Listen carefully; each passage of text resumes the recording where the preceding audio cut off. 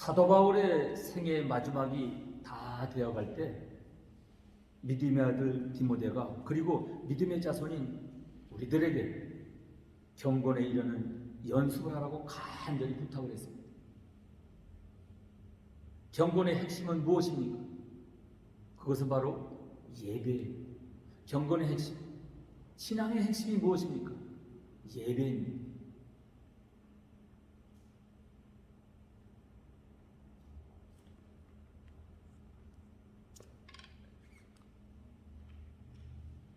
경건의 핵심, 신앙의 핵심은 바로 예배라는 것입니다.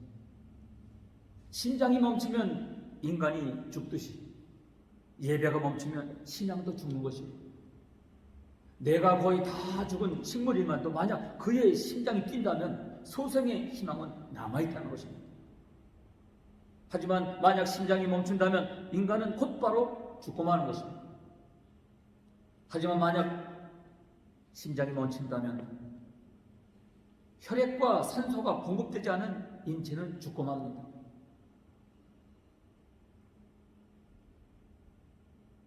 이처럼 신앙의 심장부인 예배가 죽는다면 그리스도는 곧바로 죽고 마는 것입니다.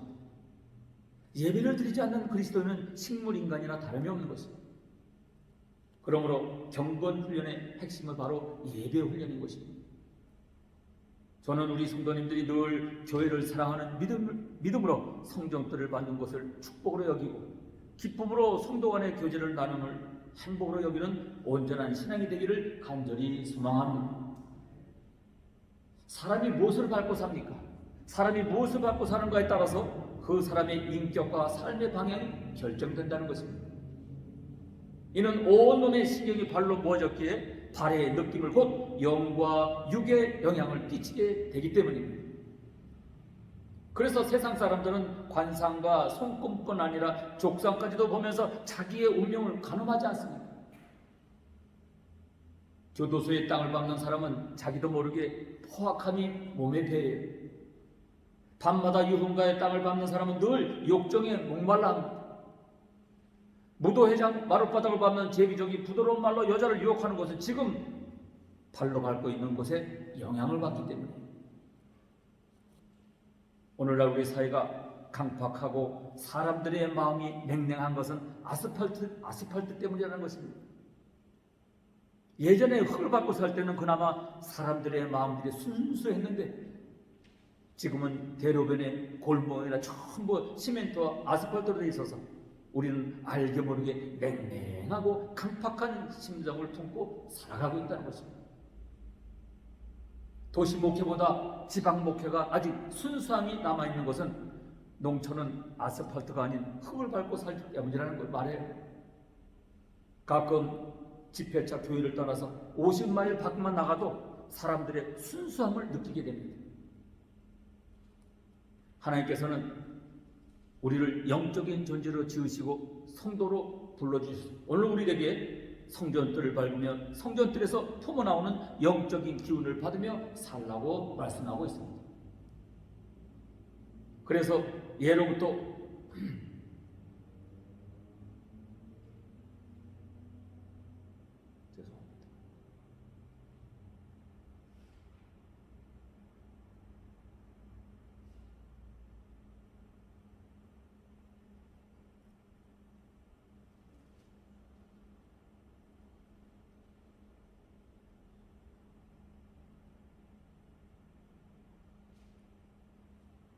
그래서 예로부터 초막, 성막, 성전을 교회를 허락해 주신 것입니다.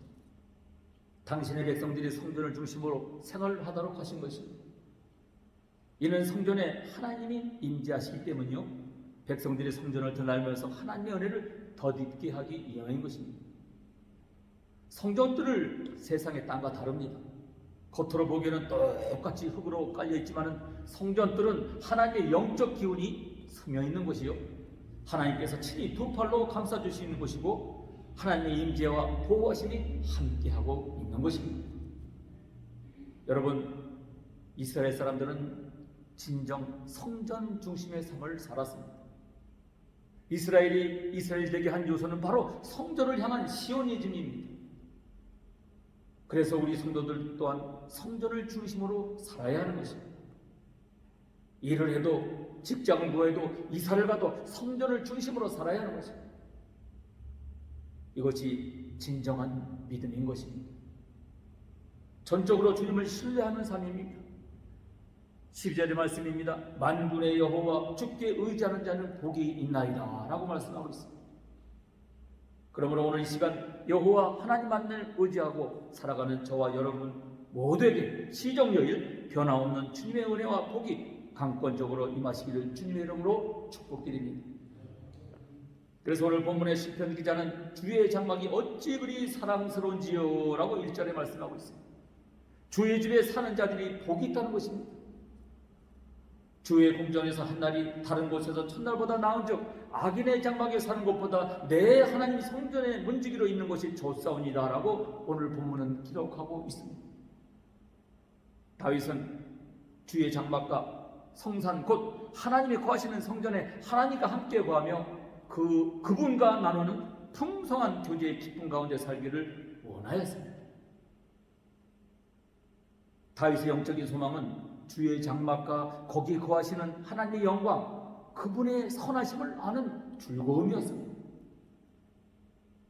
계시록 21장 3절에 보면 내가 들으니 보좌에서 큰 음성이 나서 가로되 보라 하나님의 장막이 사람들과 함께 있음에 하나님이 저희와 함께 거하시리니 저희는 하나님의 백성이 되고 하나님은 친히 하나님이 저희와 함께 거하시리라 라고 말씀해 주고 있습니다. 저는 우리 성도님들이 성전에서 예배하고 성전에서 밥 먹고 성전에서 찬양 기뻐하는 모습을 보면서 비록 교회는 크지 않지만 우리 성도님들이야말로 하나님의 영적인 기운을 가장 많이 받으며 살아가는 분이라 한 것을 생각하면서 참으로 기쁘게 여기고 있습니다. 우리 성도님들은 교회를 더욱 사랑하는 마음들을 가지시기를 바랍니다. 그리고 성전들을 밟을 때마다 하나님의 축복을 덧입으시기를 바랍니다. 우리 성도님들은 교회 어느 곳에 설렘과 기쁨이 있으셔야 합니다. 성전들을 밟을 때마다 마음의 평안함과 예배할 때 은혜와 감격이 있어요.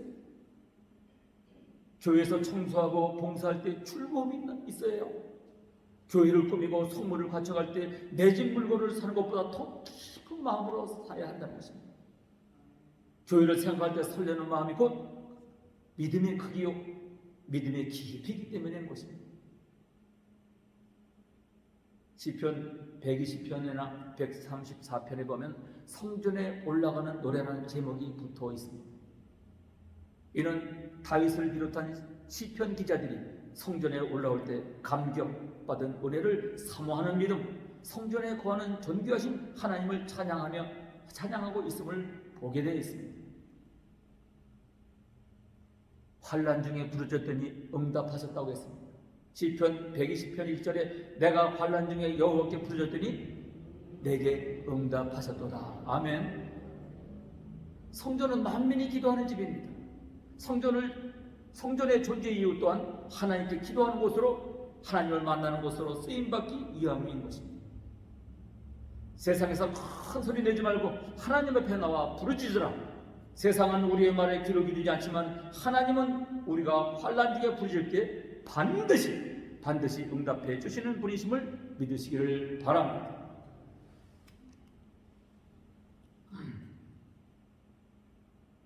하나님께서는 우리 성도들이 성전에 올라오는 기도를 외면치 않으시고 귀를 기울여 들으시고 응답해 주시겠다 약속하고 계십니다. 환난 중에 인간적인 방법을 앞세우지 말고 사람에게 도움을 청하지 말고 교회에서 부르짖기를 바랍니다. 시편 120편 기자는 자신의 죄악을 하나님께서 깨끗이 씻으시고 새롭게 거듭나게 해주실 것을 기도하고 있습니다. 즉 지금 이대로의 모습으로는 안 되겠사오니라고 기도를 올리고 있음을 보게 되는 것입니다.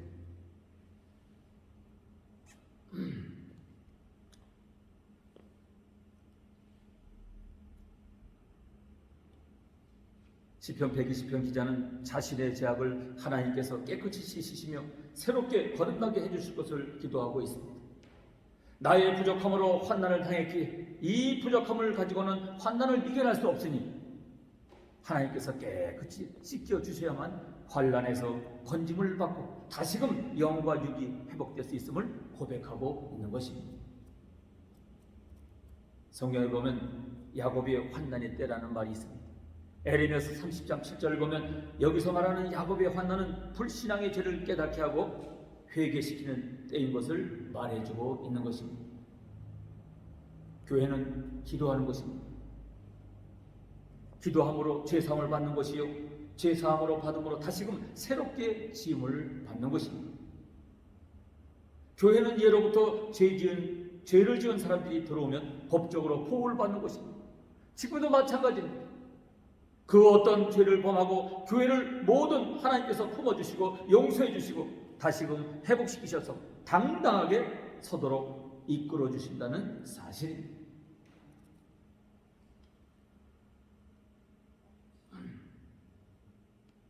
두 번째로 나의 도움이 천지를 지으신 여호와께서로 온다고 시편 12편 121편 1절은 말씀하고 있어요.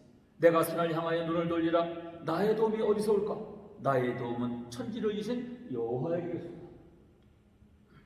시편 120편을 가지는 기자는 자신이 어려움을 겪으며 도움을 요청할 때 눈을 들어 성전을 바라보면서 천지를 지으신 하나님께서 자신을 도우실 것을 고백하고 있습니다. 즉 눈을 들어 세상을 바라보는 것이 아니라 눈을 들어 하나님을 보고 주의 성전을 바라보고 있는 것입니다. 우리는 모두 누군가의 도움을 없이는 살아갈 수 없는 연약한 존재들입니다. 사도 바울만 빚진 자들이 아닙니다. 우리 모두 위로는 하나님께로, 아래는 사람들에게 크고 작은 빚을 지고 살아가지 않습니다. 캄캄한 밤에 하늘을 쳐다보면 무수히 많은 별들이 금방 쏟아질 것 같이 반짝반짝합니다. 그 별들을 바치는 기둥은 보이지 않지만 별들이 떨어지지 않고 자기 자리를 지키고 있는 것은 하나님께서 온 우주를 운행하시기 때문인 것입니다. 마틴 루터는 우주를 운행하시는 하나님이 자기도 도와주신다는 것을 믿고 마음의 평안함과 위로를 얻었다고 했습니다.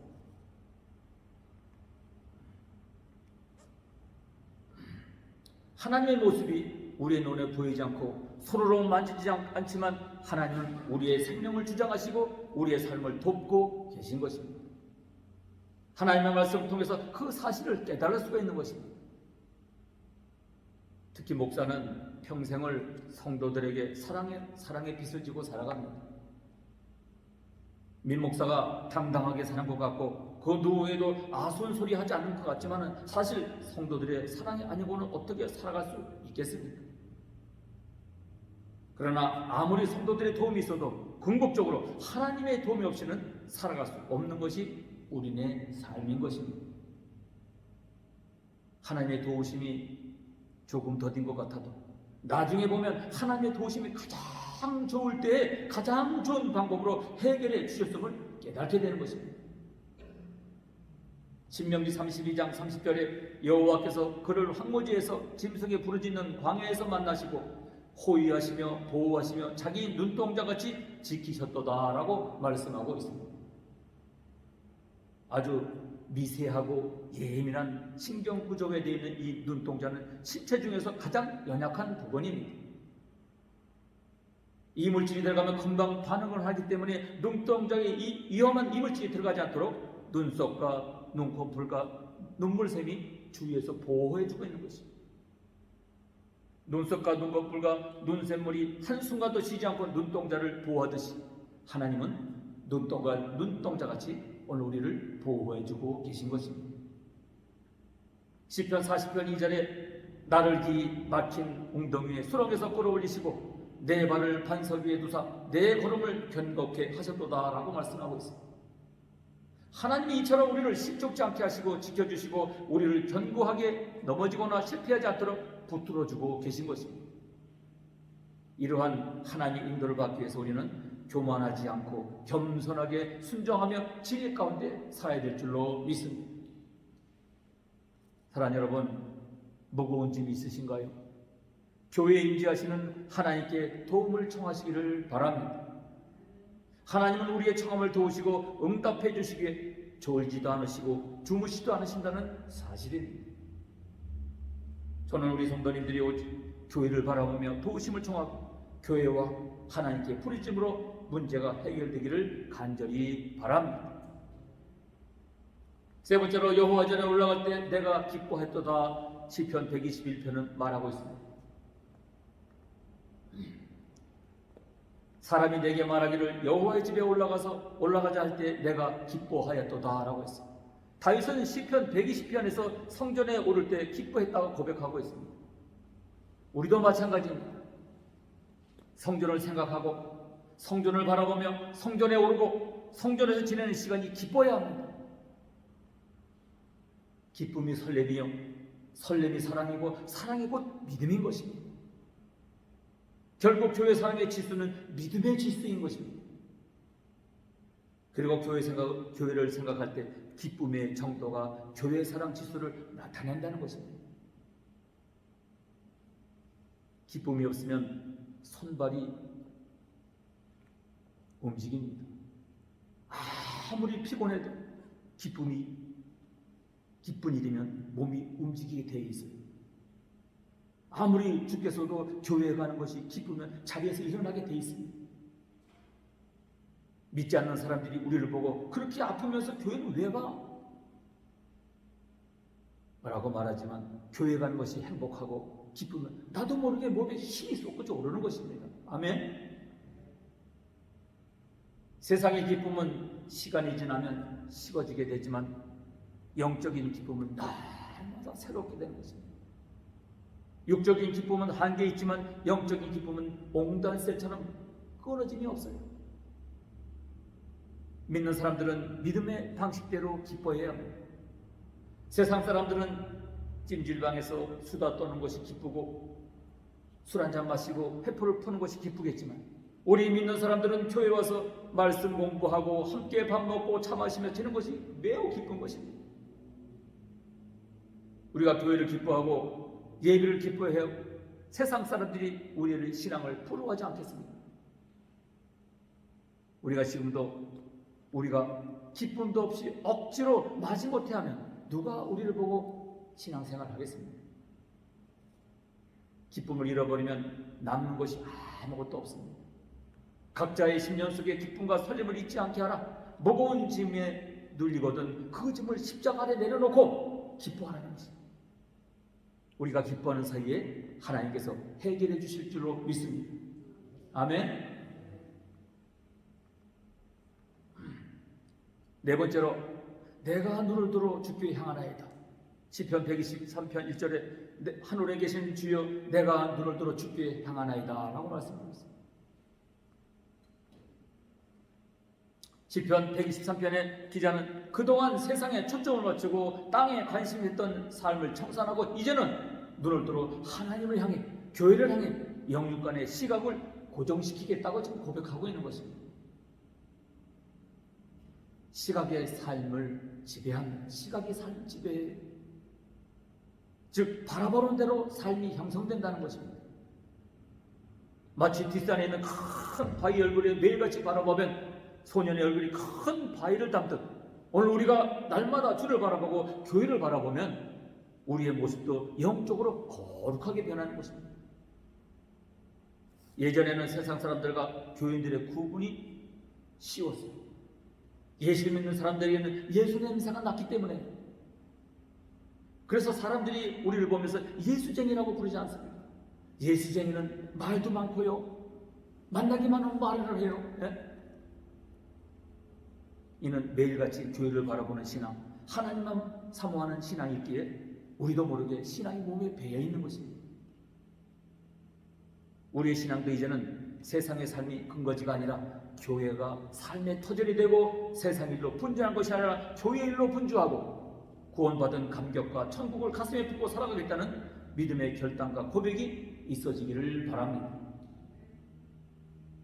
땅을 바라보면 근심과 염려가 앞이 캄캄하죠. 주를 바라보면 소망을 품고 기쁨으로 앞으로 나아갈 수가 있기 때문입니다. 땅은 현재에 집착하게 만들지만 주를 바라보면 미래를 품고 담대하게 나아가게 하는 것입니다. 순종은 신앙의 계승이고 바로 헌신인 것입니다. 저는 우리 찬양팀을 지켜보면 우리 성도님들이 교회를 얼마나 사랑하는가를 충분히 확인할 수가 있어요. 그리고 교회를 통해서 기쁨을 얻고 교회를 통해 서로 사랑으로 하나를 이루면서 교회를 통해 영적으로 충만한 삶을 살아가는 모습 속에서 새로운 희망을 보게 됩니다. 바라기는 우리 모든 성도님들이 교회가 주는 기쁨과 축복을 마음껏 누리는 복된 성도님 되시기를 간절히 축원합니다. 예배드리는 것이 복인 것입니다. 그 속에는 순종이 있습니다. 신앙의 계승이 있습니다. 미래가 그 안에 있습니다. 그리고 헌신이 있습니다. 이런 진실된 예배 속에 하나님께서 큰 은혜로 함께 해주시는 것입니다. 하나님은 신령과 진정으로 예배하는 자들이 절대로 외면하지 않으시고 반드시 상 주시는 하나님이신 것입니다. 예배에 성공하는 자들이 인생에도 성공자가 되는 것입니다. 예배에 실패하는 자는 세상에서 아무리 성공한 것처럼 보여도 인생의 실패자인 것입니다. 내가 산을 향하여 눈을 돌리라. 나의 도움이 어디서 올까? 나의 도움은 천지를 이신 여호와께로소이다. 아멘. 10월의 마지막 주간을 보내면서 주님만을 바라보는 믿음의 계승자들이 되기를 간절히 축원합니다. 아멘. 기도하겠습니다. 살아 역사하시는 만군의 하나님 아버지, 2000년 전에 이 땅에 역사하셨던 우리 하나님의 성령님은 오늘도 변함없이 이 땅에 역사하시는 좋으신 하나님이신 줄로 믿습니다. 2021년을 시작한 지가 어제인 것 같구만. 오늘 10월의 마지막 주간을 허락하셨습니다. 21년 10월 10달을 지키신 하나님의 성령님, 남은 아버지 2달 하나님께서 함께 하시고 이 감사의 계절에 하나님께서 아버지 한 해를 지켜주신 그 하나님 앞에 감사할 수 있는 우리의 삶이 되게 하시고 모두가 항상 아버지 신앙의 계승자들이 되어서 하나님 앞에 예배로 승리하는 승자들이 모두가 될 수 있도록 주님 도와주시옵소서. 감사드립니다. 존귀하신 예수님 이름으로 기도하옵나이다. 아멘. 감사합니다.